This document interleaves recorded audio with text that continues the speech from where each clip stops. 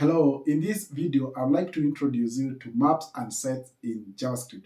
By the end of this video, you should understand how to create and use maps and sets and the differences between the two. Let's begin now.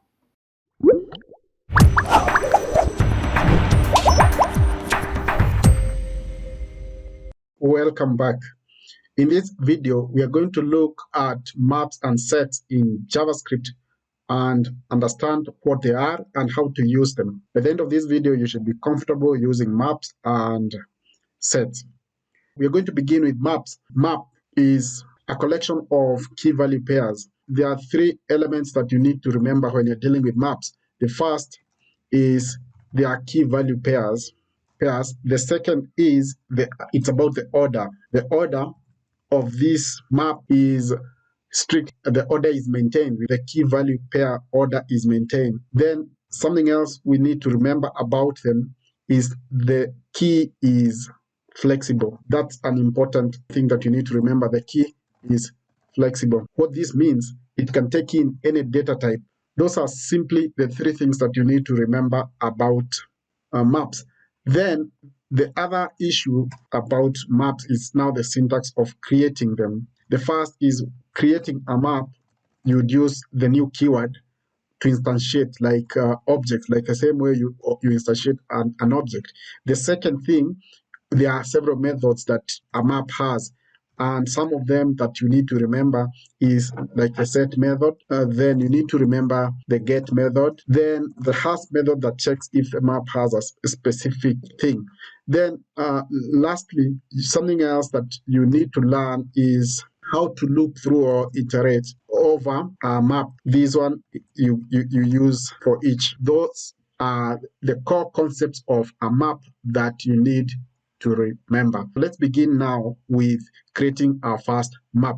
Creating maps and accessing the data and iterating through the maps are the next steps that you need to learn. The first is going to be creating a map, then adding the data, then retrieving the data, iterating or looping through a map. So those are the things that we are going to learn. So the first, to create a map, suppose we have a customer and that's what we want to add, the customer data, we want to add it as a map. So we would let's make this small letter. This is going to be customer, then we use the new keyword, then the map object.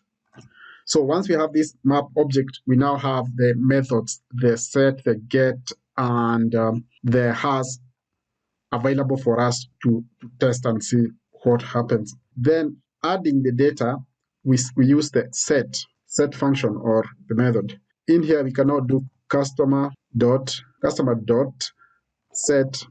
Then we pass in the name and the value of that. Then we can repeat this for something else, a different entry. So customer dot set address. Then we give it a number. Then you can say customer dot location, give it another string. We've added three data entries into this customer map. Now to retrieve the data, we use the get method. Then in here, we need to test for an existing entry. We simply do a console. Then we pass in here the customer dot get. We are using the get method to get the property that we wish. We want to log that customer is not defined. It's a typo.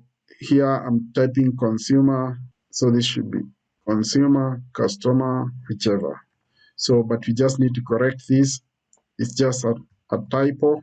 So then this is cancelled out by TypeScript. So this is giving us undefined. Why? Customer name is undefined. Let's try something else like get address. The reason we are getting that is because we are not wrapping it in quotes. We need to wrap it in quotes. Yes. So back to the name is we get the name. This is how you create a map, then use set to add, then you retrieve using the get. Then we can test if something exists. So I'm going to simply copy that. Then I'll change this method to has. So this should give us a true since it exists. Let me log out this so that we can quickly see what I mean. So we're using the has method. Does this have? Does it have this property? Like we can change this property to something else. Suppose we have undefined property here, like gender, and it gives us false because gender does not exist. We can simply go ahead and add gender, then we can give this as male, then it's true because we added the gender. That's how you create a map, set the data, which is adding the data, retrieve the data, then on this particular point, you check if it has a specific entry. So I would like us to now learn how to loop through. So looping, we simply use for each. So I'll grab this, then I do customer.for each, then I want to pass in here the value and the key. Then I need to bring this bracket back here. Then in between here, I need the arrow syntax, and then I need to bring this up here and also like just close it. Then in here, we can do the console. What we log here, we use the backtick syntax, the template retros. So here we do the key. We can simply grab the key, then put a colon, then grab the value, and we have the data log. We have looked through this map. So the name is this, the address is that, then the location is Utopia, and the gender. So that's how you loop through a map using for each. We now move to sets.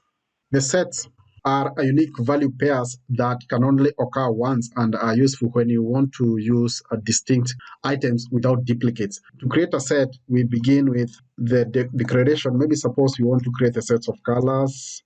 Then we can do new set. This should be new set. Then this is the first step. Then we can do colors to add. This is the second step. Colors dot add. Here we use the add method. Then we pass in the string. Suppose we want to have red, then we can add another color and another color. So we make this blue, then we make this green. So then the other part is retrieving. So to retrieve the data, we can do a console. We check colors. Then we have all these methods available. Don't forget we have the has, then all these are available. To test if the has, we can do just like has, then we pass in the color string, then we expect this to be true, as you can see. But if we give it a different color, it's going to give us false. So that's how you retrieve and access. The other method is we can delete, like you can do colors dot delete method, then you pass in the string. Suppose we'd like to delete blue, so we are going to delete that, then we log out this. Then now if we try to access blue, it's going to give us false because it has been deleted. Looping through colors is similar to maps. Looping through not colors, looping through sets is similar to maps. So we'll do a for each. So colors dot for each, then we would pass in the value and the key. Then in here we can do a console. This needs to be closed. So we can console log here. We log now, we use the backtick syntax. We log the key and the value. And now we have that data set. You can simply just log the value and we have that data. You can see we deleted blue, and once we remove this, blue will be added. So that's how we work with maps in JavaScript. In the next part, I would like to slightly share something about maps before we complete this tutorial. As I mentioned before, maps can take in any data types, especially the names, the keys are flexible. So they can take in objects. So in the next part, let me show you how maps can take in objects and how you can use objects to provide more data to your maps. To use an object to add to a map, we begin by creating the map. So let's create a new map, which is person, which will be equal to new map. Now we can add the data the normal way, like the way we add. But now let's create an object. We call it person object. Then this object has a name. Let's do a first name, which will be equal to Joe. Then we have a last name. So that's our object. Now, when it comes to this should be creating, then this should be creating an object. So then we can add the data object. So we can just do person dot set. We use the set method to add the data. Then now we pass in here the object.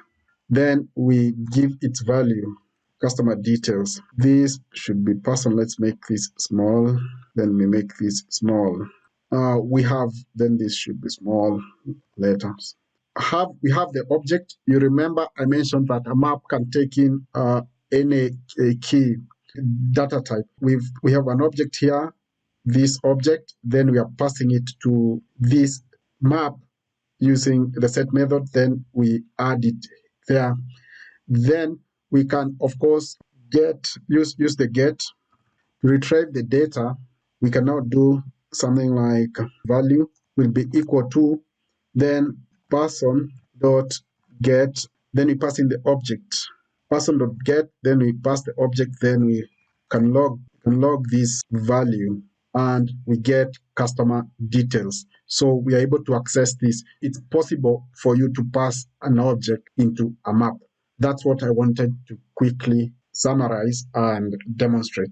So I hope you found this useful, and if you watched up to this point, you seem to like my videos. So do not forget to give this video a thumbs up and subscribe. Thank you. I hope by the end of this video, you can now comfortably use maps and set in JavaScript. If you found value in this video, kindly consider giving it a thumbs up and do not forget to subscribe. Thank you and see you in the next video.